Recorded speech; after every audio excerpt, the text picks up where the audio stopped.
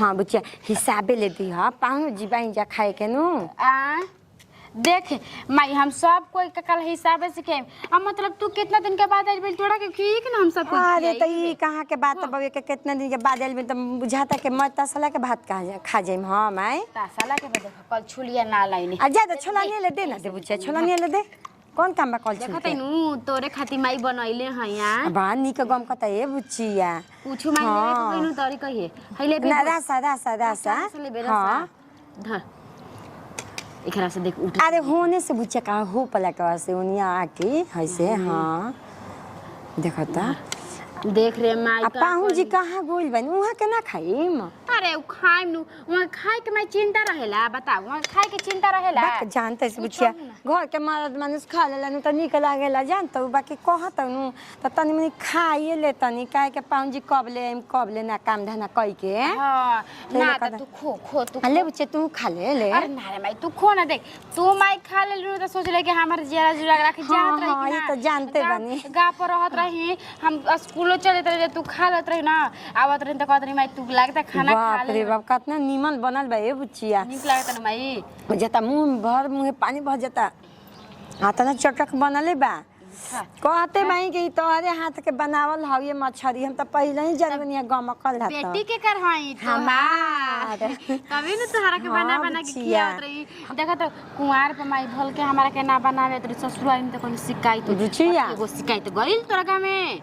एको ना के बेमते ना के पावरे ना के कह दी त लगे खाना बनावे ना आवेला कोई हमरा खाना बना के बाकी हां कुछो कबुचिया हमरे पर गोल बवेते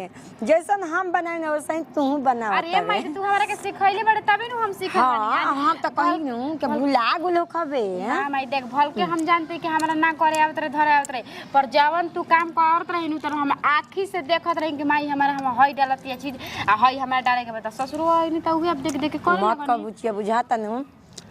एकदम कड़ाही में ले खौल के गिर जे इतना बढ़िया बनले बा मन कहता के कुल पीसे छान के खा जाए खा मातारो खा तो हरे खातिर बनैले बानी हमार मन करता लेकिन पेट भजी हमारे एक पीस में ऐसे कितना ही बढ़िया बनले बा में बकैल बाटे खा आराम से ए बुचिया उनको तिया खसियाली जनानी खसियाली जनानी मैं रुको हम पानी लेके आवत काजी का करत हो पूछो ना के पाउन जी का हां अच्छा घारा में गोनी है ना ले जाके दे दो खाएगा पाउन जी के अच्छा और दे दो रे अरे पाउन जी आगो नहीं बक अरे त खा ये मेला जाए के का बाजी अब बक दी दमा तो लाज लागेला जी आजकल के ला जाता पहले के जमाना का बने तब कहाँ ना लाज लागेला जनी पाउन जी दामाद कहा है के दामाद के आगे खाइम त कितना खराब लागी आई के रुआ लजाई मत ली और हम देते नहीं रुआ के ना ये पाउन जी रहे दी खाई ना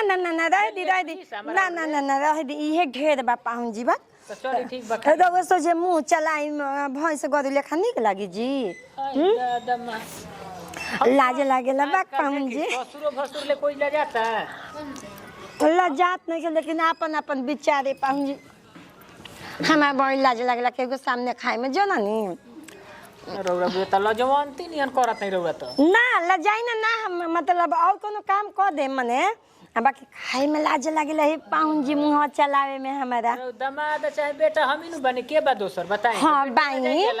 ना लजल जाना तनी अब कतनु बाई त पाहुन जी नु हनी आ रउआ घरे आइल बानी ऐसे लाज लाग जब सर तब थक जइने पाहुन जी त रउई सामने खाई में रउआ सामने बैठबो करम सुतबो करम उठबो करम हर काम कर लेम लेकिन अभी जांग चलता पाहुन जी त शरम के बात बइए जननी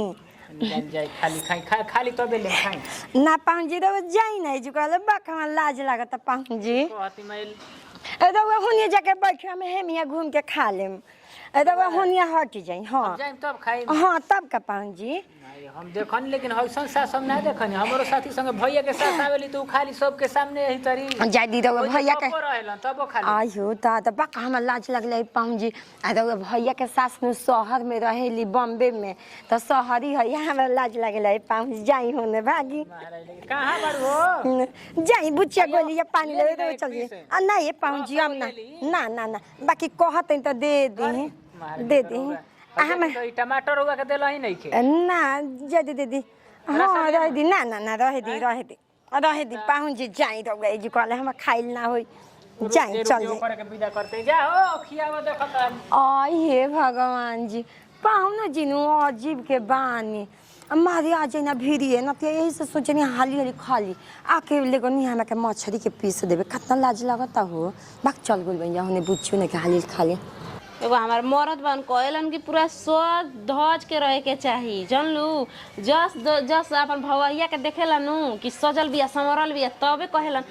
ऐसे तारा ना रहे के चाही का चीज के तारा रनिया कमी बा हो कि तू ऐसे रहेलू अरे काम तो जिंदगी भर करे के बाटे रोज उठा ताड़ू झाड़ू उठावा ताड़ू पोछा करे लागत ताड़ू घर में ली आ सज धज ले लेबे देख ले ही वो महतरिया खइलस कि ना खइलस ओकर माई आइल बिया छोटकी के इहे नु कहा जाला हो कि माई माई हो खेले काट के करेज हो खेला बाप के कन्यादान तक कर देवेला सन मगर माई फुफा मम्मी बापो रोवे करे खाना दे चाची ओनिए रही तोरा खाना ना मांगे के रहे रे आ एतना छिलात रही तोरा खाती चाय बनैले रही त आ तोर कान बहिरा पीठ गहिर कर के एने ओने खूब माई हमार तू चलत तड़ी एगो साड़ी ना देबे मम्मी काहे के साड़ी झुलवा बने के ई माई हमारे एने ओने तुलसी औरी बनले कैसन मनुआ औरी कुल झूला ताड़ी सन अरे माई त तू झुलुआ खेले जइबी रे आ हेतना बारिश भइल बाटे किची किची भइल बाटे अभी बुझाता कि अब बरसियन कि तब बरसियन आ कहीं गोड़े हाथे छलकल चाहे डोरे लटक के साड़िए फाड़ त पंजरी ना टूट जई रे ओतना रुपया तोर बाप लगई हन हां जा दे कानी पे झूल ले भालुक से गाड़ी सुन नानी क्या करती है रे नानी बड़ी निक बिया हमर के दिलाई 5 रुपया कते जो कुड़कुड़ा किन ली पैसा काहे के मंगल है ना अपन से देलही नानी से का हो का करतनी जी कुछ ना हो जे बैठल बानी चौरा उरा सब डेहरिया में के निकाल के आ डाबा में धइनी है बिन कतना महिला जात अड़ी भौजी का आ खाना खियावत रही कन्यावा ठीक ना अब बबुआ जी आके हमरा से कहत न कि ए भौजी का करी अपना सास के बारे में ऊ आमा जिला जाता नहीं कि का बतलावेला हइसे घुघो तान लेते रहनी हां ऐसे कहत नहीं बबुआ जी लजकोपड़ महतारी बहुत हिया अरे धीवे दामाद घरे आइल बाड़ू त धीवे दामाद न तहरा के खियई हन अरे ई त भाग के बात बा कि तहर दामाद खियावतवन ना त सब कोई के दामाद के उठू बाटे कि खियाई अपन सास के ना जी दीदी अब हमनिए के मर्द बाड़न त अपना सास खातिर थी न करत ना कि हमनिए के सास रहतन त बोलते बतियैती जा बबुआ के पापा बड़ी उठू करे नहीं कि तोर माई नहीं के तुम कोनी देखी हमर जन्म में माई नहीं के त का करे हां जी जन्म दे के मर गई त के उठू करे जाई माई के आज तक हम मुंह ना देखनी फोटो देखल ले बानी त जाना तन के हमर माई हिया मगर तरसेलन खूबी कन्यावा खुश नसीब हिया के ओकर मतारी बाड़ी आवा के मतारी जिगवा आ रहता हूं बाड़ी हाँ आ उहे बात ना अपन दामाद भी पानी तक ना बुढ़िया पिए ली कहले न मुइवा कि हटी पाउल हमरा लाज लागता रहुआ से पक आगो नि जी चाबा कैसे पी कोनी न कि अरे तोरा इतना लाजाए के चाहिए तो तू जब दामाद से इतना लाजाते त तू अपन जीजा से कहू न तू में कैसे करत रही अरे ऐसे ही कोई चीज वो हाथों पर आदमी देता त ना दल मोट वो के वैसा ही इतना ना लजाइल जाला जी महतरिया पहले जमाना की बात लेके चलतिया आज के तो जमाना में जांघा बुझाई से उठावत ऐसन सास पाहुन जी डांड में दर्द बा बेटा नहीं खे पूछत सब गीत गावे लागत ऐसन जानलू देखी दीदी जी पहले के मेहरानू में अब के मेहरानू में जमीन आसमान के फर्क बाटे जतन चाची ले मांग लेबे खाना हां जाई मांग ली आजी बुची और वो टी-शर्ट काहे नहीं खिजत राम भैया के घूर के गइली ह झुलवा खेलतिया होने लगइले बिया महुआ के पेड़ पे देखी बुची और अभी पढ़े खेले उ खाए के उम्र बाटे ठीबा पढ़ाई लिखाई ना करम त आगे पर जाके कैसे करम जब रवा जानता नहीं कि हमार फुआ उनी पढ़ लिख के कतना एकदम एथी भइल बड़ी सब इहे नु कहत है करे के इहे कहत माई के कि पढ़ लिख लेबी त तोर बाबू तनी बढ़िया तोर दूल्हा खोजिया एक त खुद करिया बाड़ुआ करिए भी ले जाके भाट दिहन अच्छे का देबू ए दीदी जी रव लइके रौरे पर चल गइल बनी बाप पर नहीं गइल हमारे पर चल गइल बिया तारे हम त करिया रही मगर हम बढ़िया घरे आ गइनी करनिया करवाइला सब एकर त मुहवे त ना चलेला जो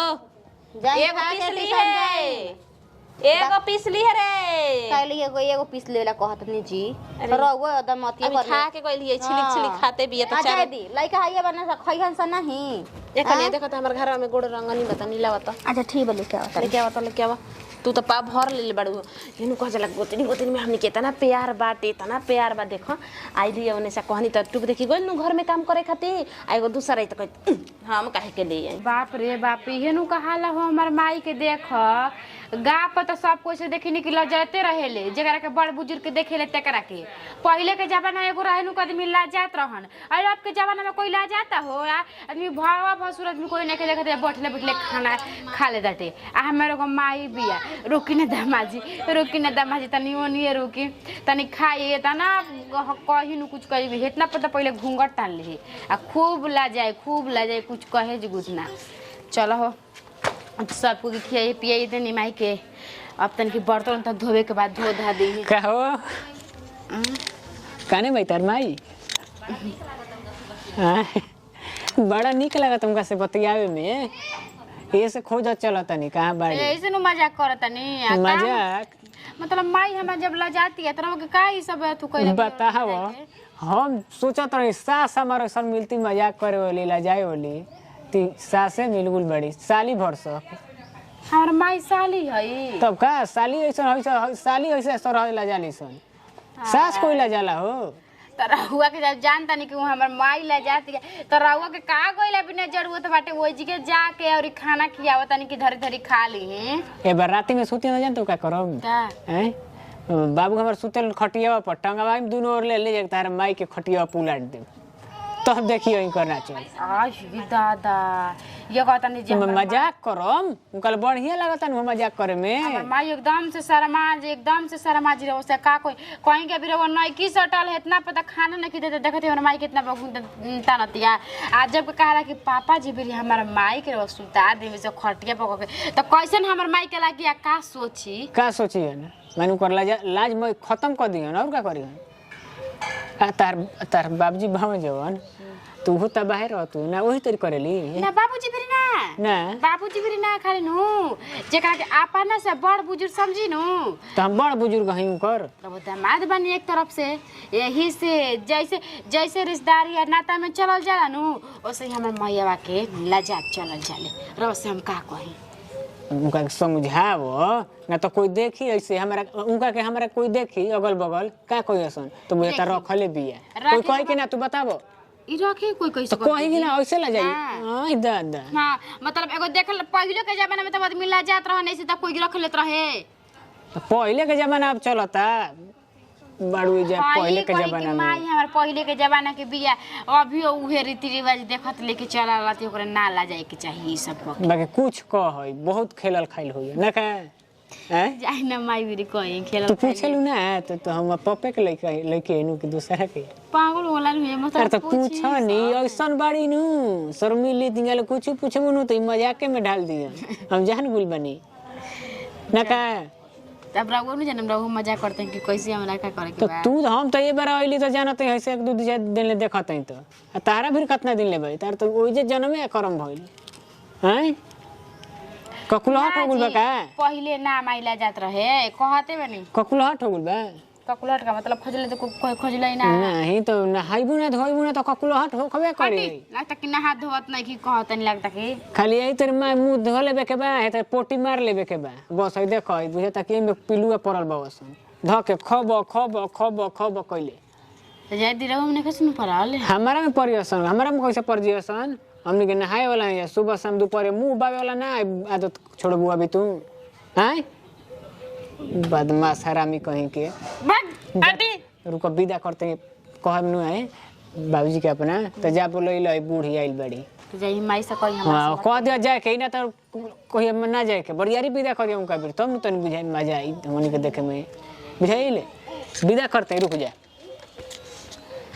ए मैया ई हो जैसन माई तो ऐसे नहीं हो के अभी हो कहत रहे तारा माई के साथ हम मजाक करब अभी के मजाक करे के चाहिए जानता नहीं कि माई हमर का कला की ला जाती है तना अभी हो के ले दे के चलता नहीं कि हम का कला की जाता नहीं तार माई के ला जवाब तनी हमर चाचा का लागेलन त के लागेलन हां पाहुन लागेलन दामाद जी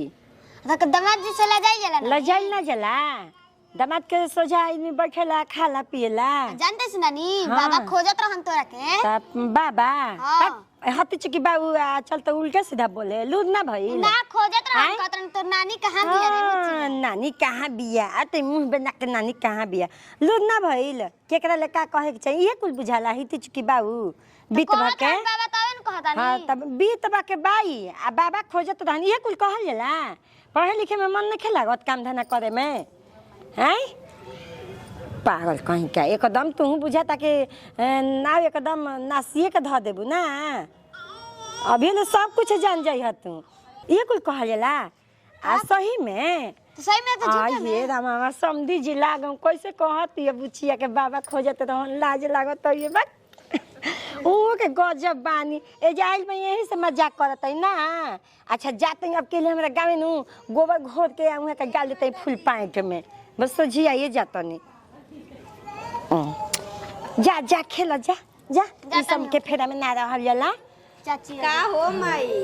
का बुचिया बाबूजी कबे से खोजे तनी बुची का आ बाक बुचिया तू लगलू कहे हो माई ले मजाक करत हूँ हैं माई ले मजाक करे के चाहिए बताव कहाँ ले अपना पापा भी बोलाई तू अपना सास गे तो नीक लगी तो तू माइये के कहत हूँ अरे नहीं अब देखिए सास हल ही नहीं खी अरे गाँव घर के बाई जानू गाँव घर के खाती बोलावत नहीं बाबूजी कहत नहीं कि कहा गइली समधिन हमारे समधिन आई हे राम जी उहो के गजब करी ना असही बियाह में गई रही तो असही कैले रही के समधिन जी हम हाथ धऽ के उठाई तब हम उठम आंगन में से न तो हम एजे बैठले रहम तो वो तो मैंने हाथ धऽ के उठाने के चल भाई थी बा पेच बउए अब उहो के पुरानिया भैनी मजाक करते तो ठीक ना लागेला बुचिया हां नहीं जा तू काती हुन हो जा तनी अरे हो इती चुके बिया बुचिया बाबा फुटू फुटू बोलतिया ना अपना माई जैसा बोले ना जी हाँ ये तो सही कहता ये कने है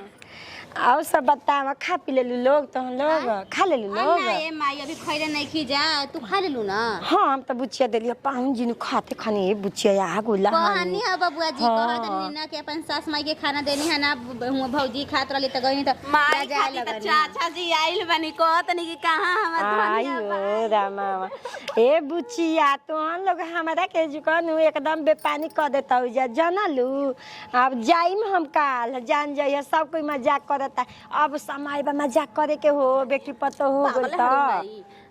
ऐसा तो तहारे नाता ए जगह बिजोड़ बाबू के जगह पे आइल बाड़ू जेने आदमी आयन ओने से तार हां बाक बुचिया मौआ के तो ना घिउए में बाजी दीदी हां नु आइए रामा जी माई लछवंती देवती बिया अब बाक हम लाज लागेला वहां सब के आगा ना में तो हम घर में भाग जाई ना